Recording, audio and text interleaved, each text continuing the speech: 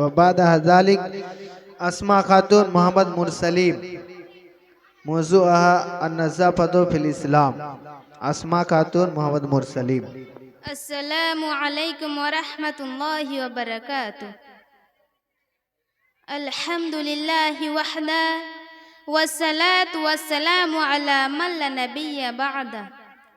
أما بعد فقد قال الله تبارك وتعالى: فأعوذ بالله من الشيطان الرجيم. بسم الله الرحمن الرحيم. إن الله يحب التوابين ويحب المتطهرين. وقال النبي صلى الله عليه وسلم: الطهور ستر الإيمان. رئيس الحفلة المؤكر والأساتذة الأذلة وضيوف الكرام، إني أريد أن ألقي أمامكم خطبة مختصرة موضوعي في هذه الحفلة المباركة: النظافة في الإسلام.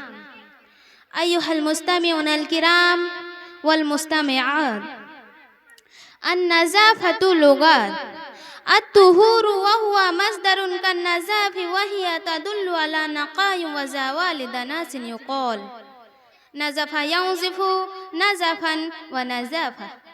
واصطلاحا طهارة البدن من النجاسات الحكميات أي الحدثين الأصغر والأكبر، وطهارة البدن والمكين من النجاسات الحقيقية.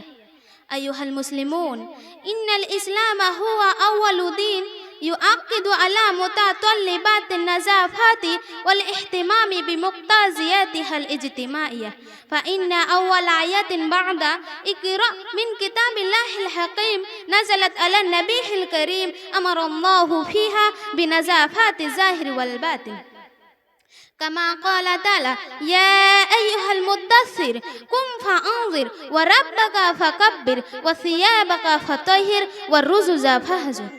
وهي من أجمع آيات القرآن الكريم وأشملها معنى، كما تشمل على طهارة البدن والملابس من الأوزار والأوساخ، كذلك تحتوي على إزالة العقائد فاسدات من النفوس وإماتة الشرك والأوهام من القلوب، ويتحلى الإنسان بحوي النزافات الظاهر والباطنات، يكون محبوبا إلى خالقه وقريبا إليه، كما أثنى الله تعالى: فيه رجل يحبون أن يتطهروا والله يحب المتطهرين. وقال في موضع آخر: إن الله يحب التوابين ويحب المتطهرين. وإذا أراد الإنسان أن يصلي يلزم إليه أولا طهارته من الحدث الأصغر والأكبر، فيتوضأ بالماء الطهور ويختار أثناء وجوه الطريقة التي دل عليها القرآن والحديث، وهي الطريقة الحسنة الجادة، إذ لا يمكن أن يكون الجديد للقيام أمام الله فيها. اقرأ من كتاب آياتي وتفكر فيها. يا أيها الذين آمنوا إذا قمتم إلى الصلاة فاغسلوا وجوهكم وأيديكم إلى المرافق وامسحوا برؤوسكم وأرجلكم إلى الكعبين وإن كنتم جنبا فاطهرون. وقد جاء في حديث: إن الله جميل يحب الجمال، بل الحقيقة أن النظافة من فطرة الإنسان التي فطر الناس عليها، كما قال النبي صلى الله عليه وسلم: عشر من الفطرة: قص السريب وعفاء اللحية والسواك واستنساك الماء وقص الأظفر وغسل البرجم ونتف الإبط وحلق العنة وانتكاس الماء، يعني الاستنجاء. قال الراوي: ونسيت الأسيرة إلا أن تكون المجمجة.